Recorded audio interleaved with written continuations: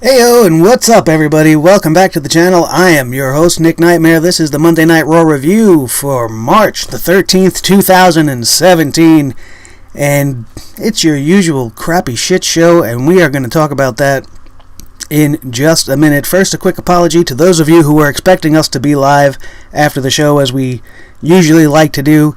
I just wasn't feeling it, and it had nothing to do with Raw. I've had an absolutely exhausting Sunday and Monday, as we are expecting and are in the middle of some kind of crazy snowstorm here in New York City, and everything is shut down today. So my store that I work at was absolutely non-stop busy doing crazy business, and we've been really slow as of late, and it was just absolutely fucked up. We sold out of everything. We're probably the only Italian fucking deli in the world that didn't have salami available to the people of the world. It was just fucking ridiculous. They absolutely wiped us out. It was exhausting to the point where we weren't getting out on time, and I was spending way too much time on my feet. And then I watched Raw and actually fell asleep. They put me to sleep once again 2 weeks in a row.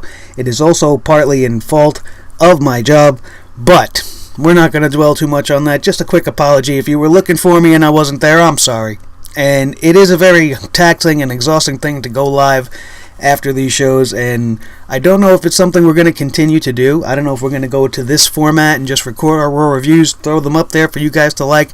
You can continue to converse and tell me your ideas and what you think in the comments section below, which is what I need everybody to do. Leave some comments. Let me know what you think about the show. Talk to each other in the comment section. Be interactive, because that's what this show is all about. Interactivity. And we are the Fans Podcast, the People's Podcast. And we are here. We are going to run down Monday Night Raw again. Now, usually we call it a shit sandwich because it starts hot and it ends hot. But this week was a little bit of an exception, as even though the opening segment featured Brock Lesnar and Paul Heyman, it just didn't do absolutely anything. We're going to get into that. Monday Night Raw came to us this week from the Joe Louis Arena in Detroit, Michigan, a hot wrestling town, very historic for big-time moments in the world of pro wrestling, such as The Undertaker's first heavyweight championship victory over Hulk Hogan in 1991 in a very controversial fashion, as Ric Flair helped The Undertaker defeat the undefeatable, not Hollywood, but Hulk Hogan at the time. We also had that tremendous Monday Night Raw where Steve Austin drove the Zamboni, knocking it right into the ring, diving off the top, taking Vince McMahon out with a clothesline. Some of the best moments ever. Kurt Angle's debut in 1999, Shane McMahon's return to the WWE in 2016. Lots of wrestling history coming from this building, and those are just to name a few. There are tons more things that happen at the Joe in Detroit, and tonight left us with another one. And we are going to start off with the top story coming out of Monday Night Raw last night, and that is Stephanie McMahon, Triple H, and Mick Foley, which is not something I like to talk about. The authority figures, once again, were way overused. The whole purpose of the show was to get to the end segment where Stephanie McMahon would ask Mick Foley to fire somebody on Monday Night Raw tonight. Let's go over everything. This week, Stephanie McMahon apologized for the way she treated him and wants to work with him. She realizes that in reality, she was only setting Mick Foley up in the end. This was all a big setup. You felt it. You could felt it, because Stephanie doesn't come off genuine. She's not ever really looking out for Foley's best interest. She's only looking out for what's best for business and what's best for the McMahons. She wants Foley to trim the fat by firing one Raw talent before the end of the show. Foley attempts to talk Stephanie out of wanting him to fire somebody. Stephanie assured Foley that if he did not, she would be the one to do so, and he would not like what she was going to do. So to close this show out, we have Stephanie call Mick Foley out to the ring to fire whoever he's going to fire. Foley was being cordial and thanked Stephanie for the opportunity and that his decision will help the show overall. And Foley drops a bombshell and announces that he's decided to fire Stephanie McMahon. Stephanie goes berserk. She says she doesn't have the power to do this, and Foley maintains and says she's the only one that deserves to be fired. And I actually enjoyed this whole thing. I've hated the whole thing up until this point, because Stephanie McMahon has done nothing but chop Mick Foley's balls off right at the seam. Just like that. And Mick Foley was just taking it. And over the last few weeks, we've seen Foley breaking out of his shell and standing up for himself more. And this was the ultimate not backing down from the boss. We all expected it to be somebody like Sami Zayn, especially after Stephanie dropped his name. You heard the fans chanting, "Fire Roman." You know, that's obviously what most people want. It was, one of those things where I wasn't actually sure where this was going to go, and most people on Twitter were saying that Foley was going to fire himself, and that was going to be a way for him to write himself off the show. I didn't agree with that. I didn't think that's how it was going to go. I really thought it was going to be that Foley wasn't going to fire somebody. Stephanie was going to force the decision and get rid of somebody that means something to Mick Foley, being Sami Zayn, as she said, because she just wants him off the show. That's how I thought it was going to end, but that's not what we got. What we got was Mick Foley saying Stephanie McMahon deserves to be fired. Stephanie says no way. They went back and forth for a while, and then it was all about the game. Triple H comes down to the ring. They go at it verbally, and they are always very good. Their history speaks for itself. We don't even have to go into it. Mick Foley ends up getting Triple H in the mandible claw. Mr. Sacco in hand gets the best of Triple H, but as you all saw, eventually Stephanie McMahon would get involved, hit Mick Foley with a low blow, and the game would be on. He just totally destroyed Mick Foley, and then, to much surprise, I expected this to be Finn Balor for some reason. I don't know why.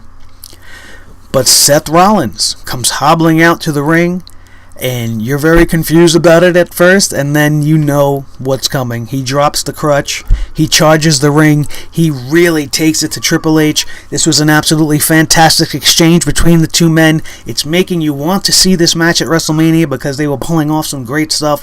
In the ferocity that was coming off these guys was unmatched the whole rest of the night. This was the segment of the night. And then Triple H would eventually gain the upper hand and absolutely go off and attack the wounded knee of the Kingslayer. That shirt was absolutely phenomenal, but I was talking about it with my wife. I can't wear that shirt because I am the king. I am a Triple H guy. He is the king of kings. He's been my guy for the longest time, and I can't wear a shirt that's going to support the destruction of the king. So, as much as I loved it and I would want that shirt, just as a personal thing, I just can't wear a shirt like that. The show ends with the game standing over a wounded Rollins. Let's see where they go with this. It's obvious that Seth Rollins wasn't as hurt as they let on. Maybe he just needed a little physical therapy to get through this. I don't know, because the way he was moving and getting around the ring tonight was absolutely fantastic. He didn't look hurt at all. But it remains to be seen. We still have a few weeks to go until WrestleMania, so let's see where this feud is going to build up and lead to. The second segment of the night worth talking about, I guess, was Kevin Owens and Samoa Joe. This tag team match between them and Sami Zayn and Chris Jericho, I thought would be a great match, and it was okay. It wasn't bad, but the whole segment just kind of felt like I've seen it before, and I don't know why. I think I might have been taken out of it by Kevin Owens' pre-match promo. I love that they dim the lights. I love that they shine the spotlight on him, but I felt like we didn't hear anything we haven't already heard. He's not, it's not that he's not building towards his feud with Jericho. It just, this alliance with Samoa Joe, there's no explanation of it. There's no growing upon it. They're just teaming together and beating people down. So who needs friends when you have a destroyer? That was a great line, but I don't know, I just felt like I've seen all this before, and that they should be doing other things with these talents, and I'm still not sure what they're doing with Samoa Joe for WrestleMania. And what does this alliance with Kevin Owens have to do with anything? We have no little breadcrumbs of information. I don't expect them to just throw it all out there, and I don't like when they just throw it all out there, but give me something. If I missed anything, let me know. Maybe you guys know. Best part about the whole segment was the KO Mania 2 shirt. Fantastic shirt. Great fucking design. Props to whoever came up with that one. I fucking love that shirt. It looked fantastic. So, all in all, this match was thrown out due to disqualification. After the match, Samoa Joe and Kevin Owens destroyed Sami Zayn and Chris Jericho. It took a team of referees to come in and tear this whole thing apart. They're a very formidable and dangerous team together. But I need to see a little bit more. It was a good segment, wasn't a great segment, and I don't know why. Maybe it had to do with me being as tired as I was. I'm going to be honest. Just wasn't really into most of Raw tonight. The only other segment really worth discussing also features a former DX member, which is HBK, Shawn Michaels, came out to the ring to confront Roman Reigns because he's going to be going one-on-one with The Undertaker, and I actually liked this. I liked their exchange. I liked how Roman was coming off. He's answering Michaels in a very heel-like way, but not really committing to turning heel. I don't know if that's going to be what happens post-WrestleMania. I'm not going to speculate. I'm not going to hope, because I really don't care at this point. I don't want this man to beat The Undertaker at WrestleMania. But Shawn Michaels' involvement was a great twist. Everybody very unexpecting of his arrival. Roman Reigns comes out to the ring, calls out The Undertaker, saying he's the new big dog, yap, yap, yap, all that shit. And HBK comes out. I fucking loved it. Michaels talked about The Undertaker getting into Roman Reigns' head already. He says he's already set up shop in there, and you've already lost. He says if this continues, he's going to eat Roman Reigns alive. Reigns goes on to say he respects the advice, but he promised to retire The Undertaker at WrestleMania. As he was leaving the ring, somewhat disrespectfully, just kind of walking out on Shawn Michaels, he'd get halfway up the ramp and get absolutely creamed by Braun Strowman. This guy went flying like a crash dummy into the side, into the barricade. It looked pretty bad. I don't know. I mean, he's not that great of an actor, but it looked like it fucking hurt just from the impact alone. And when they showed it again in slow motion, it was absolutely crushing. But I don't understand it. I was hoping that Braun Strowman would be moved away from this angle, because his involvement just doesn't make sense unless it's going to end up a triple threat, or if he's going to come out and be the reason for Roman or The Undertaker to lose during this match at WrestleMania. I don't know. There's got to be something more you could be doing with Braun Strowman. You made him lose clean to Roman Reigns at the last pay-per-view, and now he's just angry and beating people up. And that's fine, but it didn't make sense to still have him involved. And then, like, you didn't have The Undertaker there, so you brought in Shawn, and then you had the whole thing pretty much become meaningless, because at the end of the day, Braun Strowman comes out, flattens Roman Reigns, tells Shawn Michaels that if he wanted to, he could do this to him, but he doesn't want to. He threw a little veiled threat to the showstopper. And in the end, what did we get? Really nothing.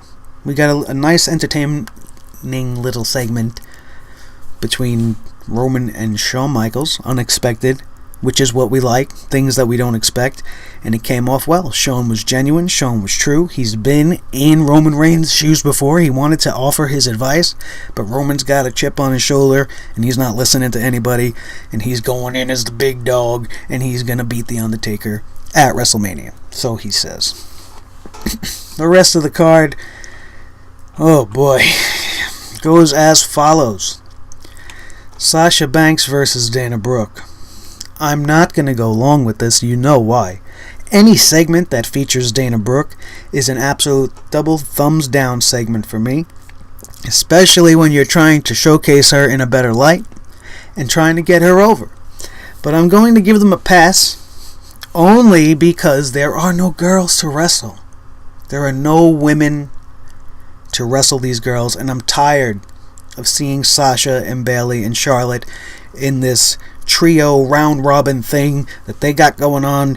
And Dana Brooke, although she's terrible in the ring, I can only hope that she gets better with time, and that maybe getting her in the ring more will make her less nervous or will stop her from botching. But as we've seen with guys like Sin Cara, that is not the case, and it just nauseates me to the point where I wanted to vomit. Absolutely hate everything about Dana Brooke. We know this. This channel is known for it, and I think it's time to dust off the get off my TV shirt, because I can't take it. Any segment that is booked to make Dana Piggy Brooks look better or get over is an absolute negative for this show, hands down. So, just to be fair, Sasha wins the match with a roll-up while holding the trunks. So now Sasha's doing her heel thing. She's brewing for that big turn. She's winning like a heel now. And then Dana Brooke would get berated by the Queen and finally have enough, snap, and turn on Charlotte. So Dana Brooke is now a face, and unfortunately the crowd got a chant going on for her. I don't know what's in the water there in Detroit, if they're drinking fucking pig juice or whatever it is, but they were behind Dana Brooke for whatever reason. I am not. We're going to move on from this. We'll see where this fucking goes. I'm not looking forward to it.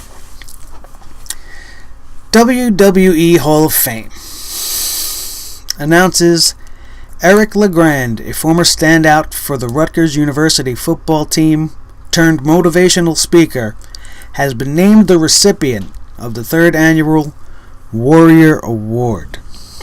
Now, I have a problem with this, and we're not going to talk about it here. If you want to hear why I have a problem with this, you're going to have to tune into the audio podcast this week, which should be up on Podbean, Stitcher Radio, and iTunes sometime tomorrow. And just to clarify, I mean, this is probably going to get me heat with anybody that listens to it either way. This is not about the guy that they're giving it to. That is not what my problem is. I've looked into it.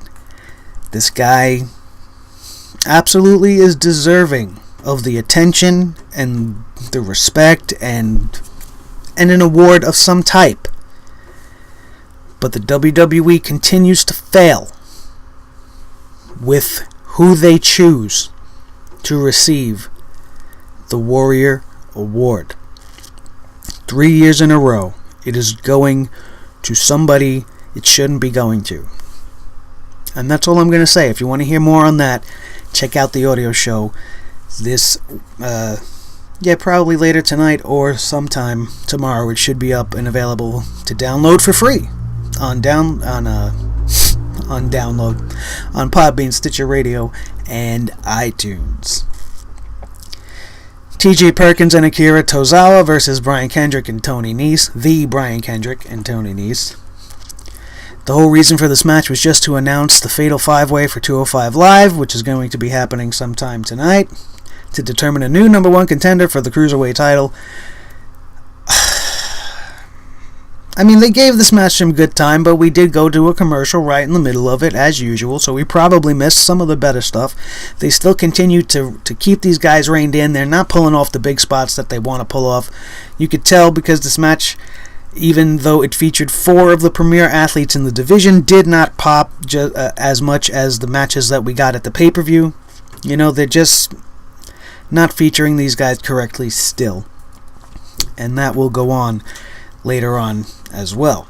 So, Tony Nese gets the pin, rolling up, another holding of the tights, something else that we see multiple times tonight.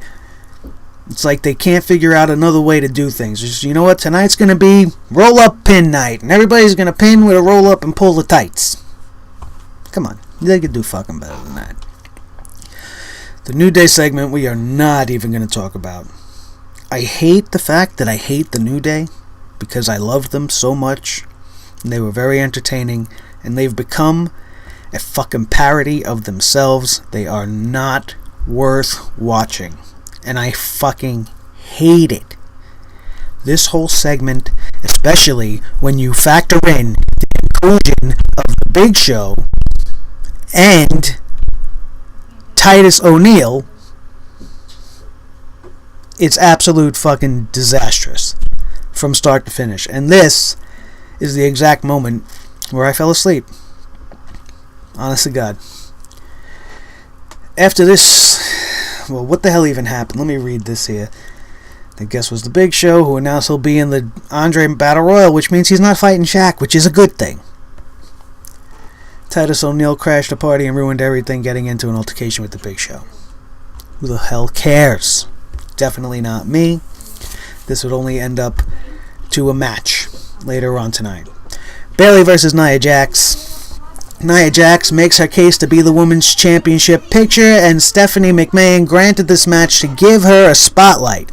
Before the match, Sasha Banks gave Bayley a pep talk and told her not to listen to the haters, which put even more doubt in Bayley's head than maybe the boss intended. The match saw Nia Jax become overly aggressive and get disqualified after refusing to answer to the 5 count in the corner. Jax continued the assault on the champ afterwards, throwing her into the barricades outside the ring, which is something they like to continue to do, use the barricade as a thing to put matches over.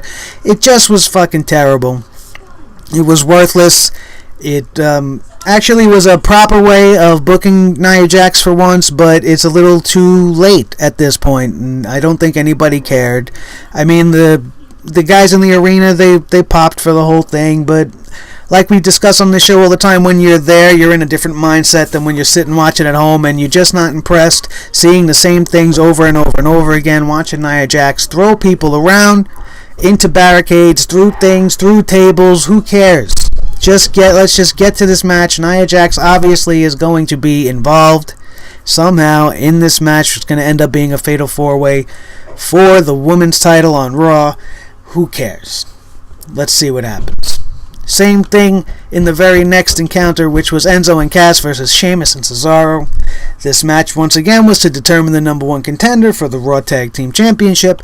It ended up going to a disqualification. The match was thrown out. Gallows and Anderson attacked both teams. So you know what's going to happen. We're going to get a triple threat at the titles for WrestleMania, as Mick Foley announced. We had a very unusually lackluster match for Austin Aries versus Arya Daivari.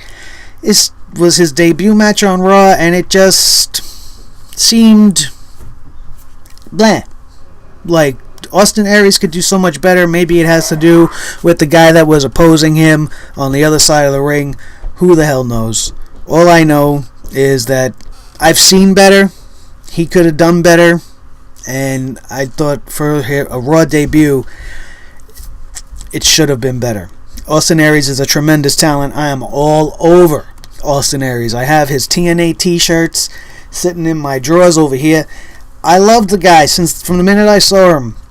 Absolutely super talented. Can't wait to see where he's going with the cruiserweight thing. Maybe that's what weighed him down. Just being involved with the cruiserweights. He's maybe not allowed to wrestle like himself. Who knows? Who knows? But the booking of this shit was all night. Fine, whatever. Let's get on with it. And then, like we said, we had the Big Show repeatedly chokeslamming Titus O'Neil in a friggin' squash match. Why this was even on my TV, I don't know. And that is pretty much your Monday Night Raw review in a nutshell. Absolute crap.